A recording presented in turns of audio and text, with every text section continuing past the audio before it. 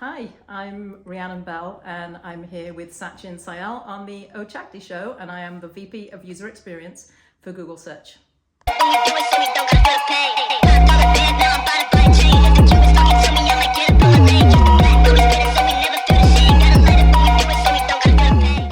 Hello everyone and welcome back to the O'ChakDe show. We are Silicon Valley's first business, tech, and self-improvement podcast for teens, hosted by Team Me.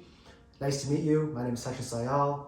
I am a 19-year-old award-winning entrepreneur, podcaster, author, and student from the Bay Area, and I interview remarkable and influential entrepreneurs, executives, and investors from all walks of life so we can learn from their stories and level up ourselves. And I'm also the co-founder and CMO of 3doshas.com, which is a company I started with my family where we help people level up in their corporate career or as a founder through ancient science from India. And the purpose of the show is to inspire you to go for it, which is what the Punjabi word O'ChakDe means, which is the merch I'm wearing right now. So I hope through this podcast and through my amazing guests that the young folks watching can really go all in and make their dreams a reality. Today, our very special guest is Rhiannon Bell, who is the VP of UX and Human Experience at Google, and they manage the UX experience people have using Google Search. And as the Vice President of UX for Google Search, she leads a team of talented designers, researchers, and content strategists who are responsible for all of the Google Search experiences. And like, who doesn't use Google Search? I think I use it almost every day, probably hundreds of times a day. And if you think about it, before even getting to anything, you have to go through Google first. So like, it's amazing. And also, in addition, they have over 20 years experience in product development, working with diverse and global products, such as also prior to Google, you worked at NerdWallet, you worked at BBC and Zynga, which are also great companies. And your mission is to build responsibly toward an AI-powered future using user research, creative direction, and user-centric product development. And you're very passionate about pushing the boundaries of tech to solve user pain points, raising the quality bar on execution, and driving home the consumer-centric view with any product organization. And in addition to being a tech exec, you're also an investor. So you're an active investor and advisor in design in the AI space, and you support visionaries who are shaping our world. So I think it's really cool how you're both an executive and a UX design pro expert maestro, and you're also an investor. It's very impressive. You wear many hats, and I aspire to get to your level. Thank you so much. I aspire to get to your level one day. And a little more in the bio. Rhi holds a BA in Communication Design from the University of Portsmouth in England, and they graduated with honors. So, welcome to the O'ChakDe show. Thank you. How are you? Thank you so much for having me. Of course, how are you? And what is new and exciting in your life right now? I'm really, really good, and I'm super happy to be here with you too. And thank you so much for that intro as well. It's like, it's easy to forget, I think, in the midst of everything that we're doing, like, hey, all of this, like background and things that I've done that have kind of gotten me to this point. What's new and exciting? Well, right now I'm baking baguettes. I saw that. Actually, I did give you a sneak peek. And I've been using AI mode to make those baguettes extensively. That's so Googler of you. I know, I can't help it. But it's just been so, I mean, like you said, you go to Google for like everything as a starting point, when you're trying to learn something new. And and so I've been doing that. I take a hobby like every year, and sometimes they stick around and sometimes they don't. Yeah. So this one has been around for about a year, because baking a traditional French baguette, which I decided that was the thing I was going to do. Having never baked before, that's where I've started. Wow.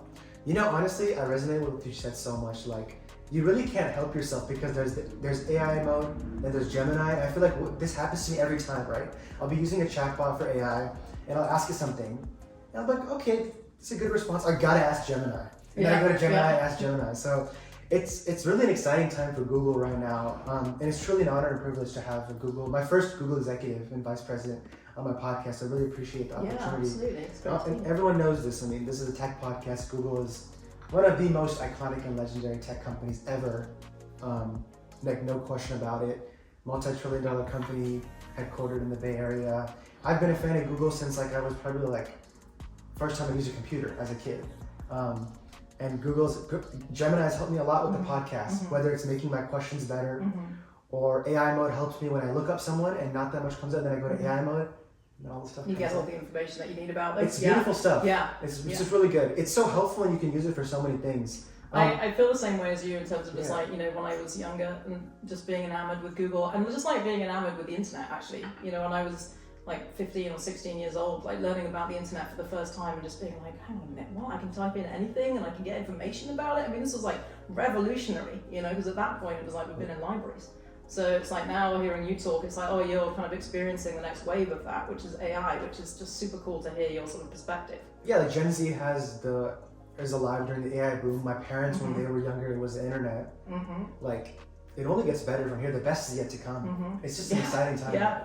So, and I do want to say before we get into all the amazing questions that I really appreciate you having me over at your place. Yeah.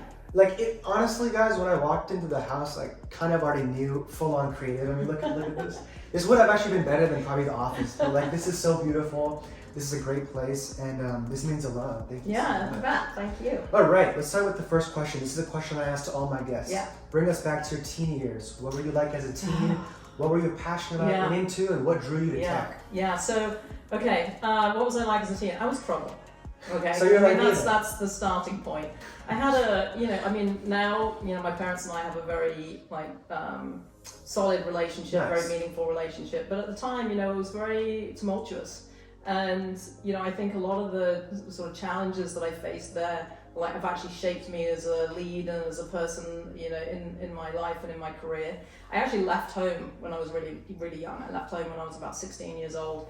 And, one of the things, I grew up in Wales, in a small town in Wales. And that town in Wales was called Aberystwyth, and it had a university associated with it. It's a very well-known university, actually, particularly, I think, for like geography, but and also like Welsh heritage and things like that. Yeah. But it allowed me access to the university computers. And so, as I was saying earlier, I was so enamored with the internet. And I was also just like a very creative kid. I was like, art and like creative technology in terms of, in those days, wasn't actually technology. It was like, I'm building a model of something, and it was more about architecture. And so, when I would go to the university computers and I would teach myself HTML, I would teach myself JavaScript. I was, school was like not easy for me to attend at this point. I mean, I was going, but it wasn't like my primary mode of learning actually. And so, teaching myself all of this stuff, absorbing everything that I could about just like design, and I suddenly just became like incredibly interested in this. And I was very inspired by it. And it kind of it sort of brought together all of these things that I knew I was interested in. And so, that got me to like an access course to get to university. It was a new access course. It was in a small Welsh town, a little bit further away from where I grew up. And I did that, and I, got a distinction in that, and then I moved on, and that got me into university. And when I went to university, it was really all about like design, studying design, but through this lens of like, how are you using design to communicate like certain, it was really, using design to communicate like pretty much anything, whether it's in the UI, whether it's like, I mean, that's your major, communication design. Exactly, yeah. And so then from there, it was like, I was fortunate enough that like, I had graduated, well enough to get a job straight out of school. You graduated honors. And so, no, that's actually. I don't know if that's like such a big thing. It is. Of course, that's a big thing. I mean, come on. I don't know if I'm gonna graduate honors. I'm sure Let's try it. And so, and then from there, it was like I got straight into working in marketing and working in advertising. Nice. And I moved, to London. And I think I can stop there, but there's a little bit more of the story that brings me up to Google if you're interested in that. Please. Sure, okay. So, I worked in advertising for about 6 years initially, and at one point someone was like, hey, we need an art director out in America. This is like 22 years ago now. Are you interested? And I was like, I didn't even really know where San Francisco was at the time, but I knew I kind of wanted to go there. And so, I got on the plane and I came out here, and I, immediately was just like blown away by San Francisco as a place, but also just like the creative field here. And it wasn't that London didn't offer that, but the community here felt much more accessible to me. Like I was able to just access it in a way that just felt easier. And so I was supposed to be here for like 3 weeks. That turned into 3 months. Then it was 6 months. Then it was visas. Then it was like, 20 years later. Yeah. And here I am. Yeah. Wow. I love San Francisco too. I mean, Silicon Valley is one of my I just feel very grateful because for this podcast that I'm doing, I feel like it's the best location for me because all the tech companies are headquartered here. Most executives are here. If I go to like a studio at a company, like it's all really well done, well made. It's a beautiful place too. Yeah, I even chose to I go to San Jose State University. I'm actually majoring in advertising. Oh, okay, so that's what I'm great. studying. Right. I didn't know that. Yeah. I'm studying that, and I chose SJSU because it's San Jose. It's in the Silicon Valley, so this is a great place to be. Yeah. It really is. Let's talk about something basic because the purpose of the pod is to make sure that I don't overcomplicate stuff. Sure. So in like a really brief and simple way that teens can understand and maybe not that familiar, like with what it means to be a VP of UX at Google, can you explain what your role is and what responsibilities you have? Yeah, I mean, I think like ultimately my role is really about like supporting like all of the other people that I work with in building amazing product experiences for like people who use our products. So that's like, hey, I'm working with product managers, I'm working with engineers, I'm working with like, designers who are on my team. And our whole job, especially at the moment, is to help users get the most that they can from like this new AI technology.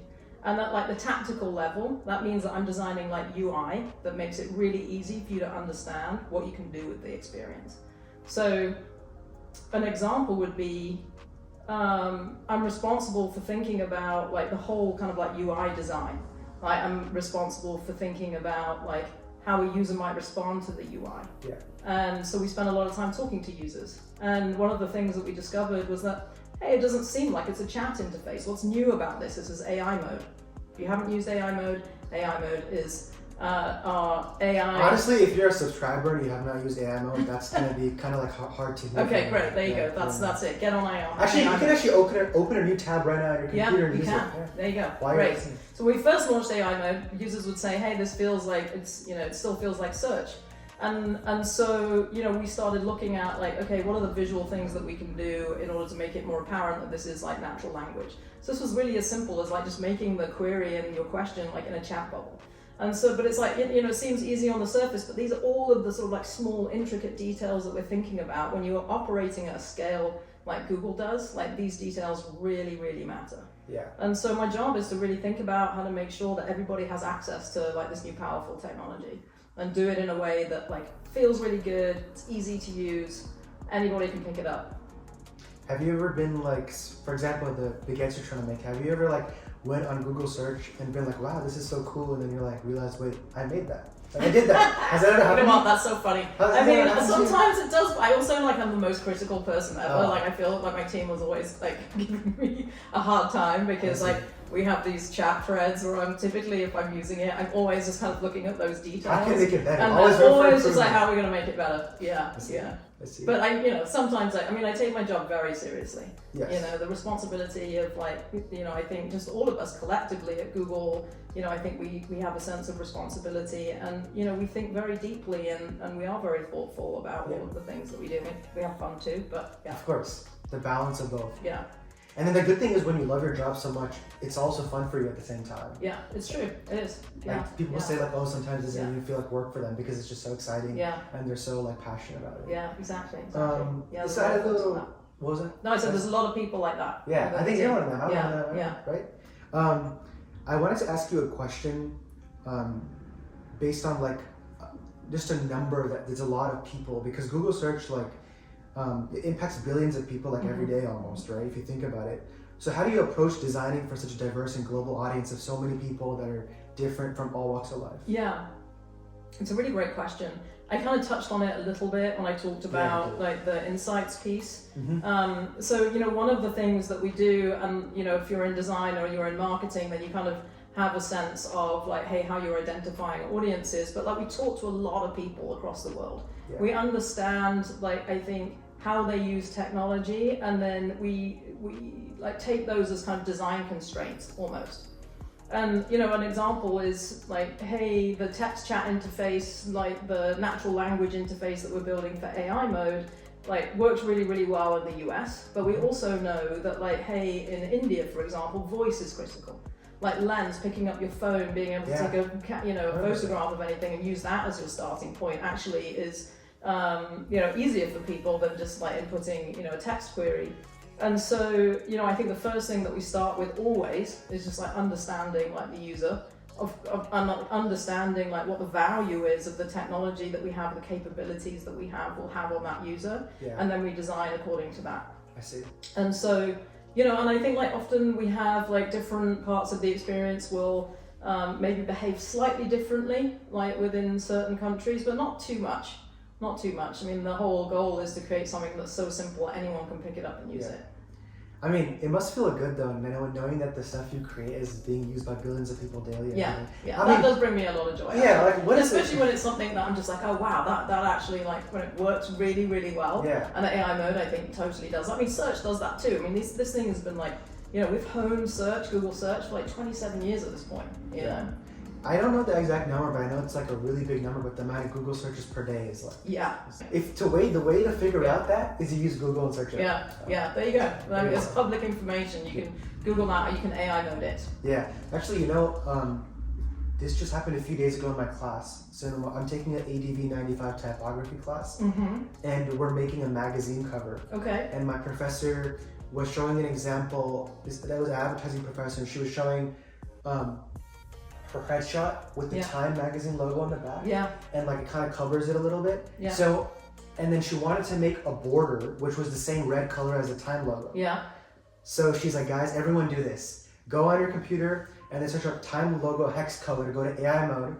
And then it gave her the hex code, then just went on Adobe, put the hex code in. Oh wow, that's so great! Oh my gosh, so many use cases. So I made a Fortune magazine. I did the same thing, and like it's part of the assignment that you have to use AI mode. Oh, I'm so curious to know. We should continue this conversation later. But like, what you learned from that experience? I learned a lot. It's a great class. It's typography class in the School of Journalism and Mass Communications. So Professor Tina Karani, shout out.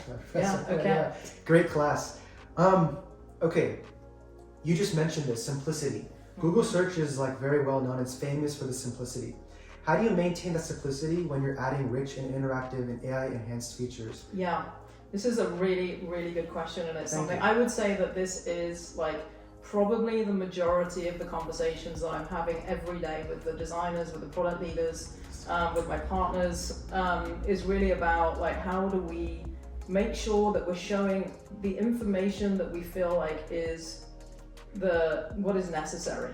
And like we have a tendency, I think, over the years with Google search in particular, that like, if you type in a query, a 3-word query, we don't necessarily know exactly what you mean. We have a good sense of what you mean. But like oftentimes there can be like varying meanings. And so we will like basically give you as much information as we have within a category. When it comes to like natural language, you can express yourself like so much more clearly. So rather than saying like, hey, let's say like yoga studios, near me, which you would put into Google search today, and you get great results. You get the ad mode and then But you get great results today, which would be like, here's a list of yoga studios near you. What I might actually mean is like, I want yoga studios near me that are open at these particular times, that like, have like maybe like close to a coffee shop or in proximity to school. And then in those cases, like AI mode becomes like a very powerful tool. Game changing. But like you don't want to just give someone a list of all of the yoga studios. At that point, you can like narrow it down to exactly the information that someone needs. So it caters to what they're needs. So it caters to exactly what someone is looking for, and it allows you to like reduce the information that we present, which is so like important to this like simplicity like principle that we have. Because like as soon as you start kind of like just throwing in other like sort of like additional information that we're not sure you might need, but you might like it, and it might be nice for some people. It makes the experience like that. It makes the experience less conversational. It makes the experience flow like slightly less. And I think that is a tension that we deal with every day. And we're trying to figure out like this is a new product. We're learning a lot every day, and so we're figuring out like hey where that boundary is of like what's too much, what's not enough. What's the right sort of like length and things like that for what a great response might be to a natural language query. I think personally I felt that even if you add those details, it does a really good job helping you. Like instead of just listing out stuff, like you said, if you put specific like what is open, what's next to me, or like filtering it by how many miles, or filtering it by like what it's late at, like closes late or like closes early, and you can use it for so much though. Like it's like I don't only use Google search for schoolwork. I use it for my podcast. I use it for asking weird, random, interesting questions about life. Yeah. And like stuff that I wouldn't even like ask some. Like, you know what? I go through my history. Yeah. I have a lot of interesting stuff I asked to Google, but it's so helpful because it gives you everything. And then like also AI mode is so nice too. That highlights the main. Yeah, I mean, I think that that there's amazing things about like Gemini and AI mode, and there's now we can like launch the powerful models on the same day. Yeah. Within both product experiences. I think like with AI mode, it's proximity to search. And I've started just using it more and more because of that. I think the sort of actionability of it and the access that has, I think you're just starting to sort of see like, oh, okay, now I can use it for these like, I can use it for taking this next step. You know what my favorite part of AI mode is? When you click on it and then it shows you searching and then all the numbers and the languages. Yeah. I feel so good. I'm like doing it's doing the work for me. Yeah. And it's going through all this stuff. It's great. Yeah. Another thing I love is Google Lens to figure out flowers and stuff. That's cool stuff. So Lens is actually one of our, I think it's been such a standout product experience, and one that I know that a lot of like teams use, and because it's you're using your camera, it's a visual way of just like you understand the world around you, in a visual way, and we've seen incredible like results from that, and we hear so much from users just like how much they love it and what they've used it for, and whether or not it's like at the grocery store, or they're trying to figure out what the plant is, or they're just like, you're holding down the button and asking a question, long form question in natural language, which you can do now. It's like the combination of like all of these modes coming together. It's like, oh, we're starting to see Google search like really become this like very powerful multimodal like knowledge companion, basically. Is kind of how I think about it. It's like you can just ask anything. You can go, I'm just talking about baguettes, but it was like I was going super deep on like the actual like very small weights of like fresh yeast that I needed, and how long I needed to like ferment the yeast for. See, that's what I'm saying. Like if I was you and I'm making baguettes and I'm using AI mode and I'm like, that's one of my products, I'd be so proud of myself. Yeah, no, I mean, I think it's enabled me to have like many breakthroughs actually, which is the thing that I think is powerful about like these LLM and like large language models and natural language like technologies, is that like I've had breakthroughs in things that I've been trying to learn that I never would have been able to figure out unless I had actually had like an expert like in my kitchen. Yeah. I was on the bus recently because I commute from Fremont to San Jose State, take the BART and the bus, and there was a woman who didn't know English. So we actually we went on Lens and we took a picture and it translates all of it, or we went on Google Translate and it was like, it's cool stuff. Yeah, that's so cool. I love that. Yeah, there's so many use cases. Yeah. I wanted to ask you a question about leadership, because being a VP at Google is a very big role. It's a big responsibility, and not everyone gets to that level. So I'm curious, in your opinion, like what habits and philosophies has helped you lead and inspire teams and organizations as like large and as complex as a company like Google? Yeah, I think there isn't one single answer, to this. Obviously, I think the one thing that I kind of always just sort of keep coming back to in terms of like my own success, and this maybe sounds like cliche, maybe you've heard about this before, but it's like for me anyway, it's really about like the team. It's about the team and the talent, and it's like if I put them first, if I support them, if I grow them, if I give them the opportunities in the way that I've been given opportunities, like we're all going to be successful. And it doesn't mean to say that like it's not without like directness or like hard conversations, criticism. But it's like if you can build if you can build trust and that rapport with somebody and nurture them over time, then I think you can achieve like really, really great things. And I think that works both ways as well. I've had an amazing set of mentors myself who've kind of sort of instilled a lot of these things in me. Dan Yu was the chief operating officer at NerdWallet, and he was an exceptional lead who was just like incredibly personable, but he was also able to have like hard conversations with you, but you never really took it personally. You always took it from the lens of like, I'm trying to help you grow. I feel that. And like I think that has always just been like something that I've held like very dear, and it's an approach that I take, and I feel like I've always had an affinity with other leaders who've treated me the same way. You brought up mentors through this podcast. That's how I get all my mentors, because my guests eventually become my mentors and I keep in touch with them and stuff. It's great, right? It's awesome. Yeah, I love it. Okay, I am curious. This is a question from my San Jose State University audience right now watching. A lot of kids right now or not kids, I guess, we're like over 18, but like, yeah, Okay. students, a lot of students right now. I have a lot of friends who are graphic design majors. And So cool. they're currently studying the art and field and they love Yeah. it. They think it's an awesome profession. They absolutely love it. I But do some of too. them, unfortunately, Yeah. they fear that AI will negatively impact graphic designers by devaluing original human work. And they're wondering, should I switch my major or not? What would you say to that? Yeah, so this is also a great question.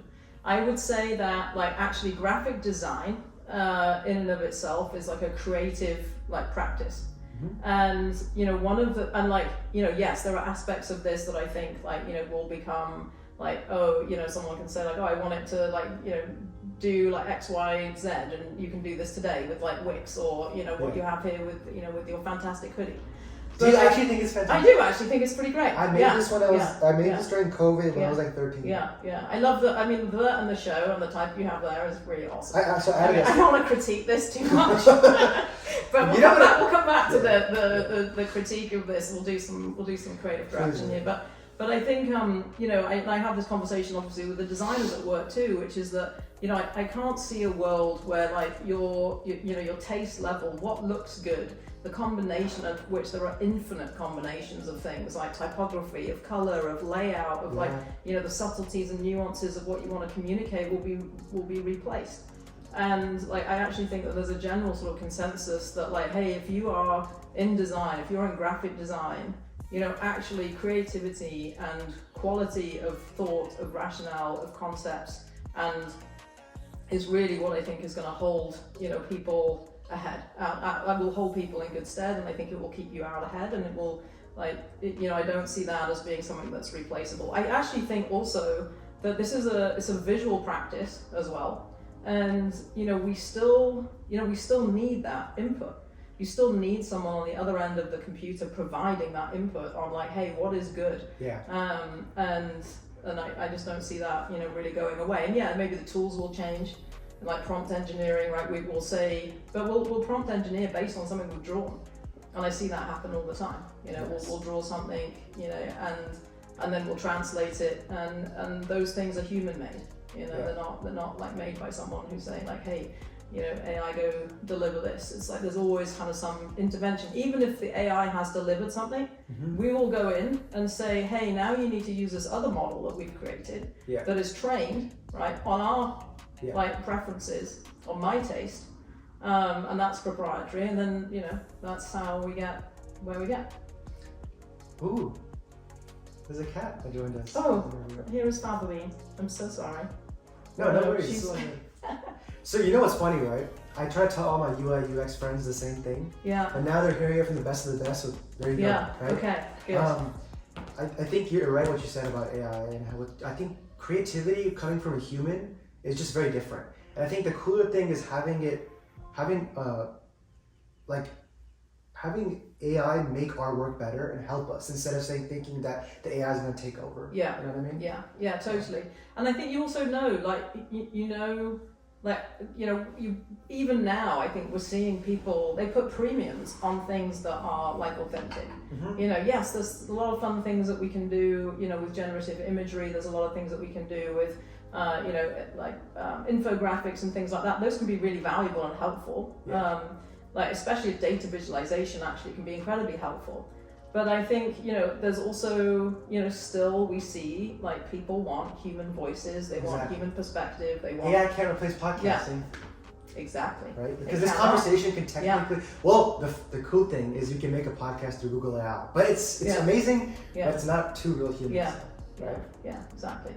I kind of touched on this earlier in the interview, but I'm an advertising major. I'm in the creative track at SJSU's School of Journalism and Mass Communications. And I'm curious, as a creative yourself, what does creativity mean to you, and how has that definition evolved over your career? Yeah.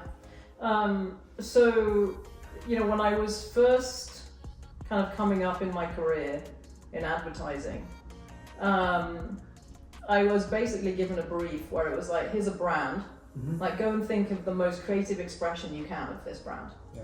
And like, so an example would be like, we worked on, EA, we worked on like The Sims. And we had like a whole digital campaign that was associated with it.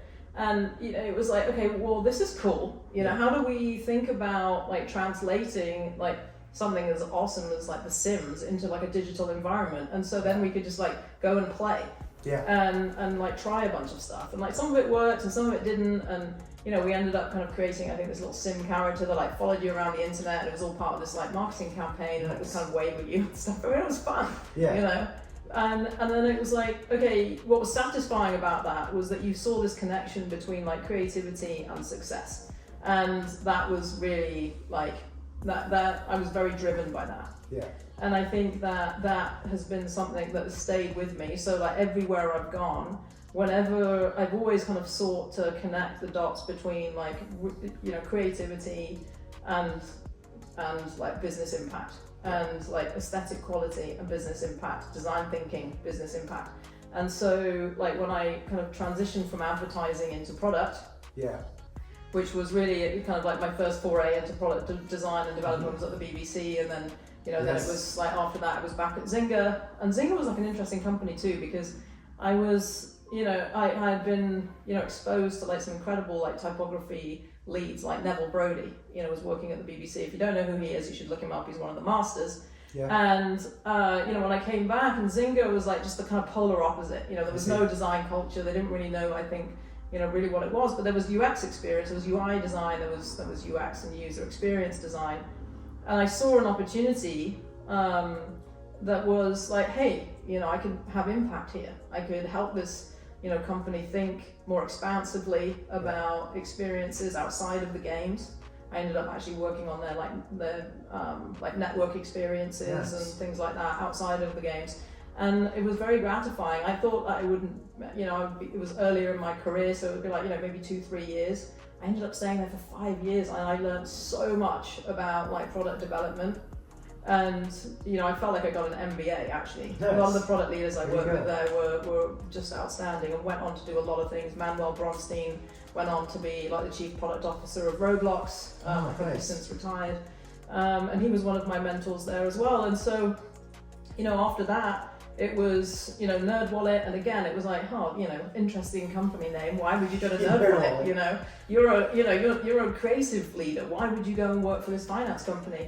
But for me, it's like, again, the opportunity to take little old NerdWallet and make it into this like finance brand for like a younger generation was like an opportunity that like it happened. Actually, that wasn't really the starting point. It happened because we sat down and wanted to create something really meaningful. And then it was like, oh, Rhi, why are you going to go to ads at Google? Well, number one, it was an amazing opportunity, but I'd talked to Google before. And, there was Google Maps was an opportunity, but like Catherine Courage, who is like overseas, she's like the VP of user experience for like all of sort of the core knowledge products, so not just search, but also like maps. And at that point she was over ads, and she called me and she was like, hey, I'm building this like design user experience organization, why don't you what do you think? I've never met her before, but like, and I think people were like, oh, you're gonna go to ads? I was like, yeah, because well, also like when you look at it, it's like on the surface, what is there to do at this point? But really, there was so much for us to do, because like, I don't think at that point, we're talking like 8-9 years ago now, that Google had really realized the value of like design and user experience and what it could have on the bottom line. And so this is like all about like how creativity becomes just like, that is the job. It's like creativity is like, you come in and you like, at this point in my career also, I've learned so much about like what works, what doesn't work, how to think about constraints, and like give teams, enough of a, what's the word that I'm looking for? Enough of a sandbox to like just go and try a whole spectrum of ideas, and we'll come down to the one that we think actually works. But for me, it's all about like that magic of like really great creative thinking, great business outcome. It's like That's nothing awesome. More exciting than that. Really awesome. It's amazing. I like how you said magic. I think it is exactly that. And I really like the fact that all the previous companies you worked at prior to Google, like before Google, you really enjoyed it, and you worked in different places, and that I'm sure all that knowledge and experiences helped you become a better leader, or like be a amazing leader at Google. Yeah, absolutely. I mean, and also, there's a lot of mistakes I made along the way. That's part of it, right? You gotta learn from your mistakes, and you you try to make your mistakes and turn them into lessons and keep going. Oh, absolutely. You just gotta make sure you don't like let them make you want to quit and stuff. Yeah, absolutely. A lot of young people struggle with that. Yeah, it was funny. I was having this conversation with my daughter. She's 7, and I was reflecting on like my baguette journey, which is also like actually kind of like my career Every journey. time you bring it up, you keep making me hungry. I know, I'll give you some off. Well, actually, I don't know if you'll still be here, but at some point, I'll give you some recipes and some tips. Thank you. But it's like that resilience, though. Like I failed so much, in my journeys, and like what I think is really, really important is that like you just have this like. I definitely do, and I want to instill this also in my daughter, and I think this is just important in life, is that like you have some resilience, you need to develop some resiliency, and that like everybody like fails and makes mistakes, and I think that it's really, what are you going to learn from it and how do you move forward from it, but then also it's like how do you incorporate that? And so like for me an example is like in my career, it's like when I first came into Google, I probably was like, I know how to do this, but like reality is maybe I did know how to do it at Zynga and at NerdWallet, but I didn't know yet how to do it at Google. And, I probably came out the gate too strong. And had I, now it's like, okay, when I take on a new team or like I'm responsible for like moving into a new area, I don't go in guns blazing, I sit back and I see how annoying it is when people actually do that now. That's the true sign of a leader. Yeah. Right, that's what you need. Yeah, but I do think that like, hey, that making mistakes, but just being able to sort of move on from it and that resiliency and continue just trying until you perfect it is really, really important. It's one of the things I love when I do this podcast, when I interview really successful and influential people, is that my audience is like, dude, I didn't know like they had all these challenges and they fail. I'm like, yes. Because I think a lot of people, what they see is they only see the success, but they don't see all the years of work and failure and everything. Like even for entrepreneurs and founders, all the previous startups that didn't get money, didn't raise money, didn't do well, and most people just see the success, but they don't see like the dark work, is what I like calling it. It's interesting. I think you have to try in order to fail. Perseverance and resilience. Those are two things that are really important. You can't be afraid of it, otherwise you would never do anything. There's like what is the saying? You fall down 8 times and then get up 9 or something. Oh really? I don't know, something like that. Something similar to that. Yeah. Or like there are no flowers without the rain. You need they're gonna have tough times. Well, a lot of the leaders that I've spoken to, a lot of the people that I work with that I really, really admire, they're the ones who I feel like, their stories, there's been some really like significant hardships in the middle of those things. Of course. Like, especially from an entrepreneurial perspective. Especially being that big of a company, like it's probably not always that stable. There's always stuff happening. No, right? it's not. Yeah, totally. As we wrap up here, I usually ask the last 2 questions to all my guests. But before that, I have a question for you. Looking ahead, what's next for you? Yeah. Well, Google is definitely ahead for me, for sure. We're very lucky to have you. Yeah, well, thank you so much. I feel the feeling is mutual, truly. I mean, when I think about this moment that we're in, search was exciting in and of itself when I joined, because I moved from ads over into search about 3.5 years ago. But, this opportunity to just like completely like transform the way in which like we like interact with users, which in the ways in which like search presents information in this natural language era, like bringing the power of AI, transforming search from this like utility into this true knowledge companion. Like we're just on the beginning of all of those things. The multimodal like components, video, imagery, voice, like I mean all of this stuff. It's like it's so exciting to think about designing those things. We talked about the creative piece. It's like super expansive. There's so much opportunity. And that is just like, I mean, it's like this career defining in a way. I feel really, really fortunate to do that and like have this amazing team that I get to do it with. And it's like great reminder having you sit here and just be like asking me these questions, because I'm like, in the day to day, it's not easy to forget, but you do like, don't see it in the same way as maybe other people do. And it's just a really good reminder. But that's what's going to happen for the next couple of years for sure. Okay, nice. Yeah. That's awesome. I mean, I think it's so cool how I was able to get a UI UX executive though, because I feel like this may kind of sound silly, but I judge companies based on how nice their website is. Okay, just saying, right? And you're not the only one. Or like how nice how nice the billboards are. Like I've been seeing all the Gemini, like with this star and like on BART and on everything. It's just so amazing. And like, well, we're trying to push the boundaries a little bit for like what we can do here. I mean, you just mentioned that you did ads at Google, and I'm an advertising major, so you're gonna be hearing from me a lot. Yeah. I'm gonna pick your brain many times. Hey, you know what? Advertising is an amazing place to start. Like from a graphic design advertising perspective, it's an amazing place for you to start and just like learn about like how to communicate with users, how to build relationships with them, build those bridges. Yeah. As we wrap up here, Reed, these are the last two questions that I asked all my guests. Yeah. The first one is, what is your all-time best advice for teens watching right now? Yeah. You know, I think for me, like, it has to be, don't take things personally. I know that is super hard to do in the moment, and that like, we work in a culture where like it's easy to see things like, especially feedback, as like a personal reflection on you. But like, you can do a couple of things with that. One, you could let it eat you up, or you could like take from it something that is like going to make you better. And I think that has been something that I've just had to hold like, very dear to myself as I've kind of like progressed. I agree. I think actually it's interesting, but I feel like real friends are the ones that will actually tell you what you need to improve on, how you can be better. But people that don't really care that much, or like, they would just tell you what you want to hear, like, it's great, everything's amazing. And I was telling like, can you just stop saying, how can I improve the podcast? How can I make the interview better? And I actually appreciate when people give me that feedback.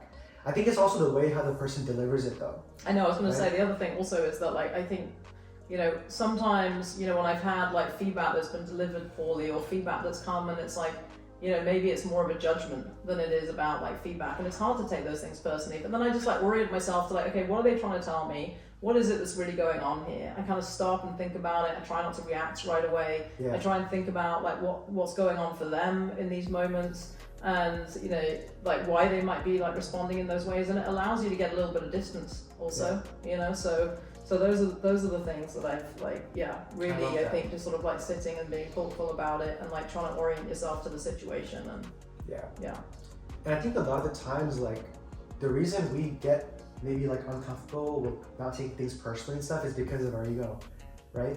But like, there's this, I can go on about this, but there's so much about it, right? Yeah, but I think like, you again, it's like coming back to that resilience. You have to develop like some kind of thick skin, because like, and you have to be able to like, know that it might happen again, but like also now that like, okay, something about yourself, and so you can adjust accordingly, and it'll allow you to like also show up differently in different scenarios, and you'll just like your growth, from having that mindset, I think will be faster and less painful. And I think the beautiful thing that we all have living as human beings in this world is that like, there's always room for improvement, no matter how good you get. Like right now, you look at something and you're like, dude, Google search is like phenomenal, but then you realize we can still do stuff to make it better. I mean, this is the other thing. It's like, when I think about like all the companies I've worked for as well, it's like everyone has taught me something else. Like NerdWallet was like, relentless self-improvement was like one of the goals, and it's like, feedback I would get there would, one of the ones that stands out the most is like, someone was like, oh, you're very ready, fire, aim. How did you take that? At the time I was like, I don't know, and then I was like, that's actually kind of spot on, and I can see like certain cases where I've done that. And so it's like, but that feedback then just makes me that much more thoughtful, and when I have feedback like that and I'm self-aware about it, I also can see it in other people. Which allows you to become also just like a better giver of feedback. I've gotten a lot of feedback as a podcaster. Like, don't talk too fast, don't cut off the gas, make sure you have good eye contact, right? Don't say anything controversial. Last question of the day, Reed, what was your favorite part of being a guest on the O'ChakDe show? Oh man, meeting you. Oh, it was such a pleasure, absolute pleasure, really. It was really fun. Thank you so much for letting me be here and talk about these things that I love. You have a really, by the way, I mentioned it a little earlier, but we're at Reed's Place right now in SF, and it's a beautiful house. Like, you guys can see all the stuff around me. We're not at a Google office, by the way. We're at Reed's Place, so that was awesome. Anything else you want to tell my audience before you wrap up? Anything they can look forward to, stuff that you can tell them to like maybe check out or use? I mean, I think like there's a lot of stuff coming to AI mode, of course, so please definitely check that out. I'm pretty excited about all the things that we're going to have going on with like personal context and like connecting like, your email and things like that. I've been using some of that and it's been so helpful. So I'm pretty excited about that. All the stuff that we've got coming, to lens and video understanding. There's a whole bunch of stuff we're doing right now, especially for education around like data visualization. So being able to ask like hard concepts like into AI mode and get like, a data visualization, an actual interactive like visualization widget, we call them. So those are super cool. But yeah, I mean, I think if you're working in advertising, you're working in graphic design, you're working in design and creativity, like, you know, please keep on keeping on, because like we need that level of thinking, and we need people to be in that like mindset. 100%. Yeah. That's awesome. Well, you know, you were saying that you don't think I don't need caffeine. The bad thing is I had coffee in the morning. Now I had this black tea, by the way, thanks to Ted, finish it. And like when I have these conversations, I get a little too excited. Yeah. So I have a feeling that I'm gonna be up late tonight. Because like, sorry. All the stuff you talked about, it just gets me like, it's like keeps me up at night, wakes me up in the morning. Like technology. Okay, well, hopefully AI, you'll get some sleep. I will. Yeah. Okay. And the podcast was so good, the interview was so good that even the cat wanted to hear it. I know. So, where did she go? She was like, "Oh, you're talking," and she went off somewhere. Yeah. That was fun. Well, guys, I hope you enjoyed the episode. That was Rebel, VP of UX for Google Search. This was an awesome interview. If you enjoyed it, make sure to hit the subscribe button. And I've always been and I always will be bullish on Google. And I think Google to the moon, right? It's gonna be amazing. It's a great company. And make sure to hit the subscribe button. And I'll see you guys next time. Bye.